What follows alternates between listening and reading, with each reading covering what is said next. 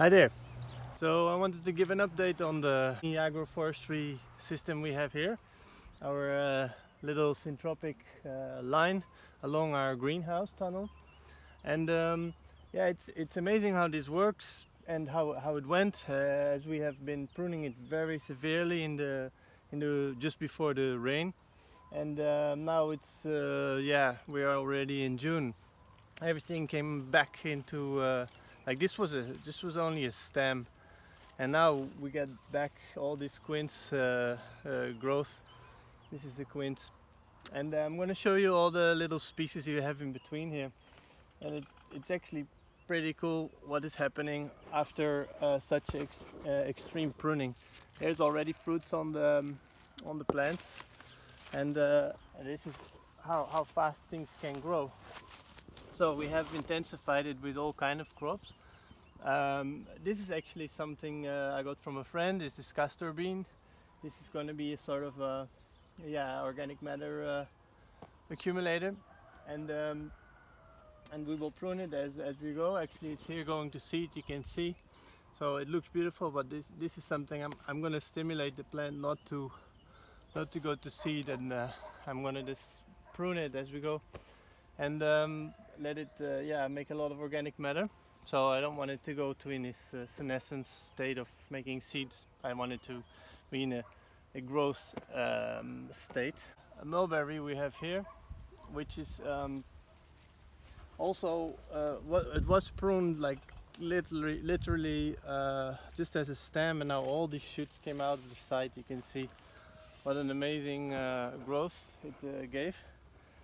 There was some here, some I put it this plant over here. I actually don't know the name right now, but it looks like an ananas or abakashi, but this is not that. It looks very like it, but anybody that can recognize this pattern here knows which one it is.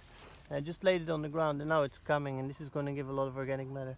And there's here an alditia growing, if I'm not mistaken. And yeah, like I said, we have intensified it with lettuce, zucchini here. Here's a pomegranate. Pomegranate looks also beautiful. Came here from the start, since the start. And there's willow, salix, rhubarb coming here. Calendulas are going to seed. So this line of calendulas we've been harvesting for our balsams.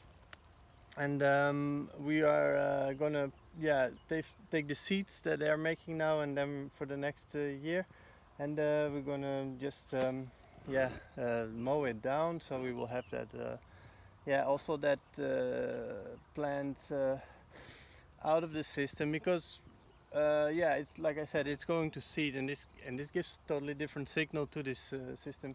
We don't really want that at the moment. We want a system that is perpetually growing and sending out new shoots and growing fast up into abundance. Yeah, so there is Groseillides azores. I call that. This is Cape Gooseberry, I think. Yeah, or umbellata, Eleagnus umbellata, which is a beautiful crop to have, especially here in Portugal where it's relatively dry. And yeah, I'm going to show you all these little species here in the middle. You're going to be surprised because it looks pretty insignificant, this line here. But there is oak, and there is I have to find my way in between these pumpkins. Also beautiful, they're coming. And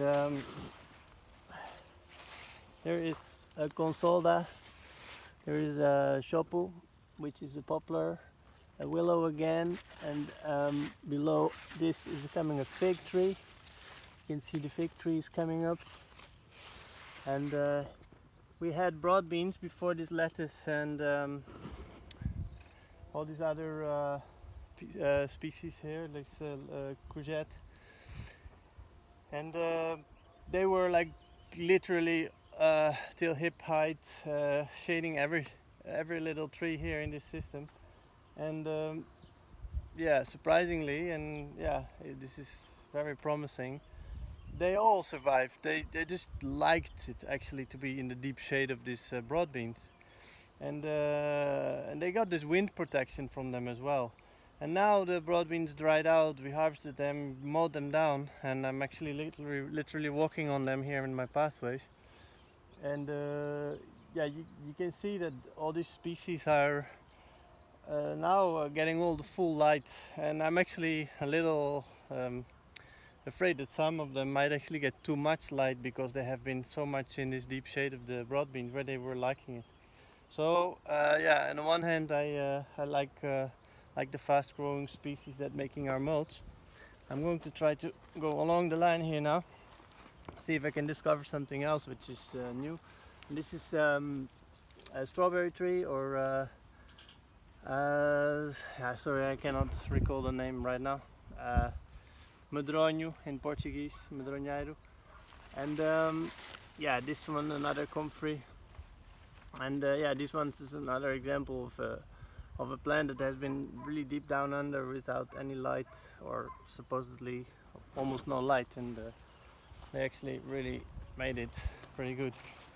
So again, a little bit of walking through the pumpkins.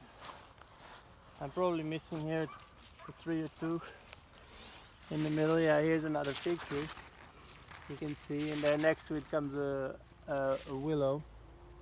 And there's artichoke we see in the end, and rhubarb next to it. This is another mulberry, and then we got here a castanheiro, or chestnut, which yeah, also came by seed. We put the seed in, and now it is popping up and just being here. See, this is one of those I actually think they would like a little bit more shade, but I think this umbellata will do that fast enough. So yeah, it's a little uncertain which species are gonna in the end be really happy here. But there's also something interesting here, like here another medronheiro or strawberry tree, and then we got here another albitia, or the sort of acacia species is this, and then we got here an annona. Annona looks okay, and they actually make new growth as well.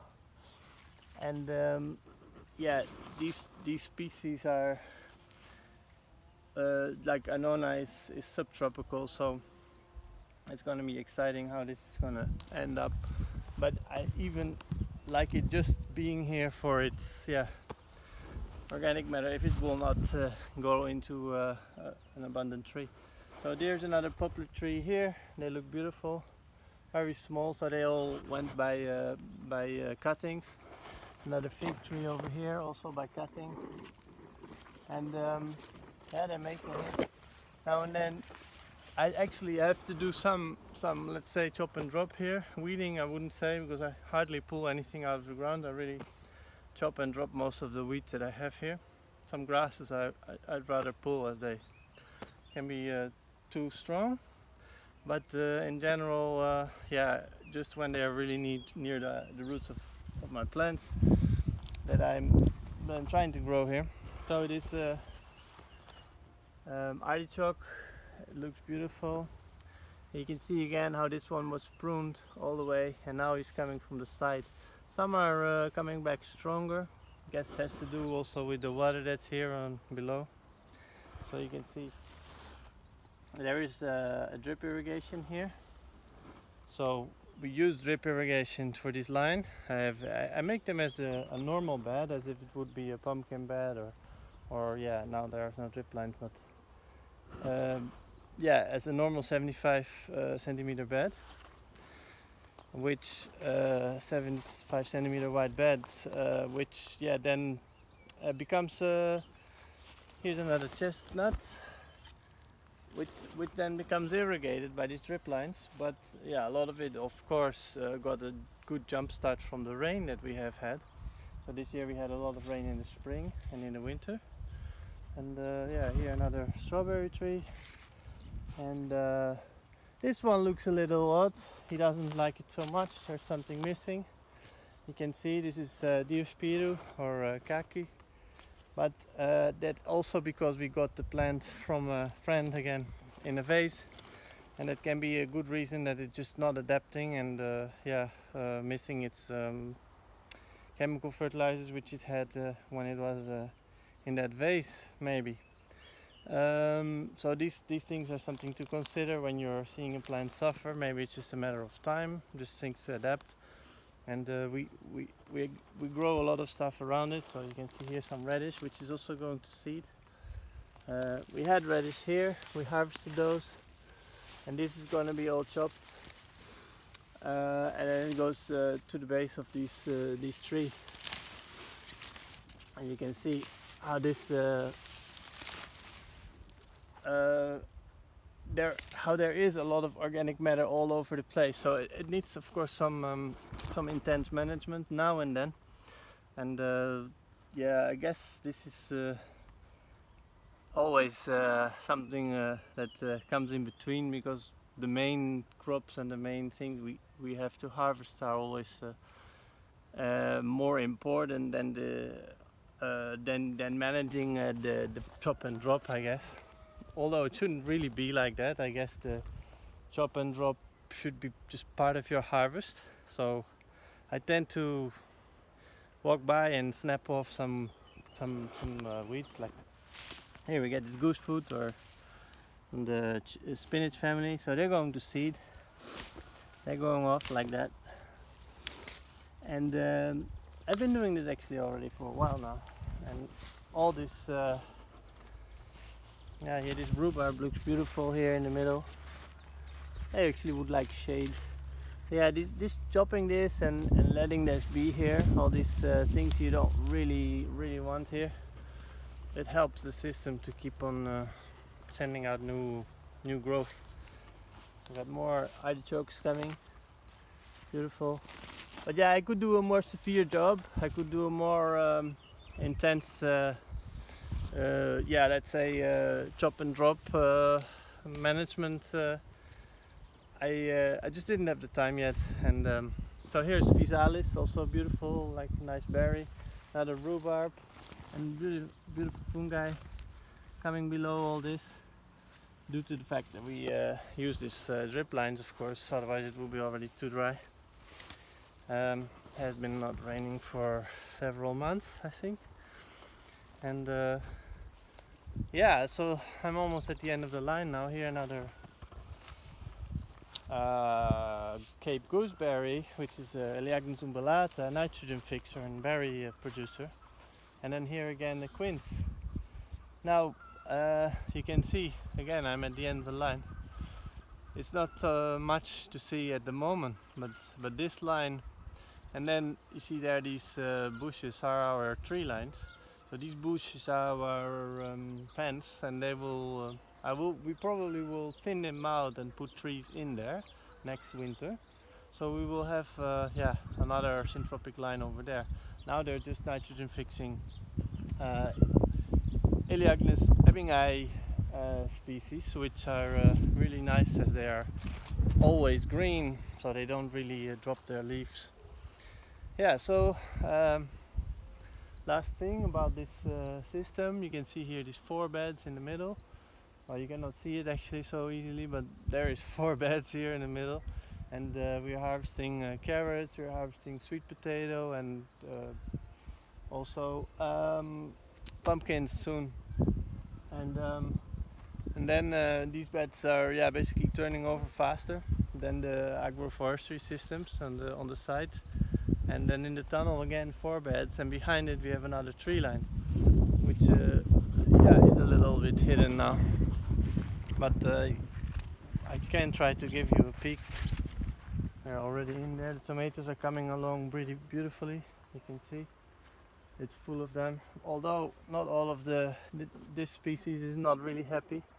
They're beautiful big tomatoes over here.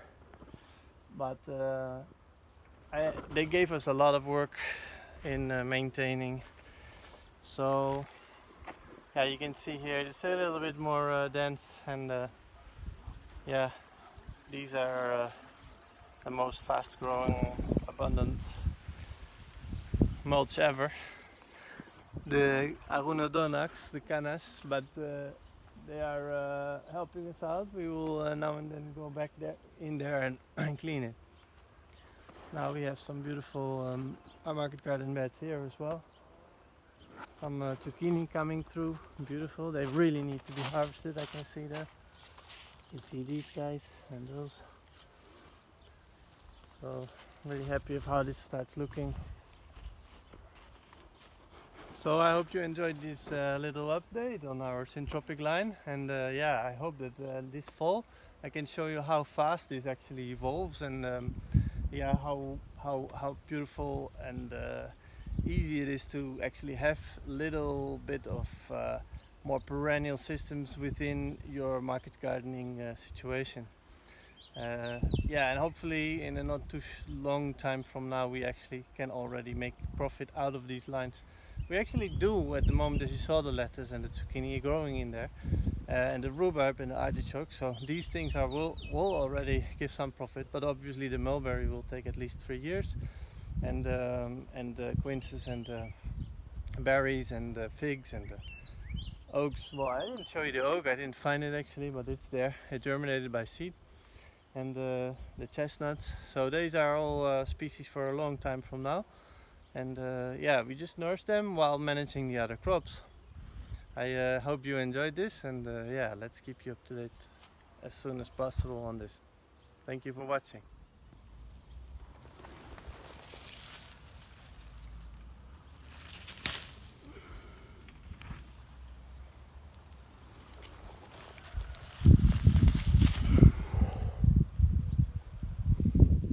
So I don't really like to pull out weeds. You can see I've been pruning this one before.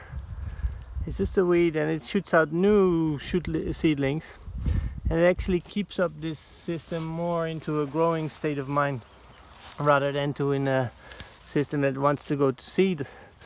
Because when it goes to seed, the plants start needing less water, and we actually want the plants, especially those fast growing plants, to harvest that water, to really go for the water, so they keep in contact with this mycorrhiza fungi that is helping them to get to this water and making it available.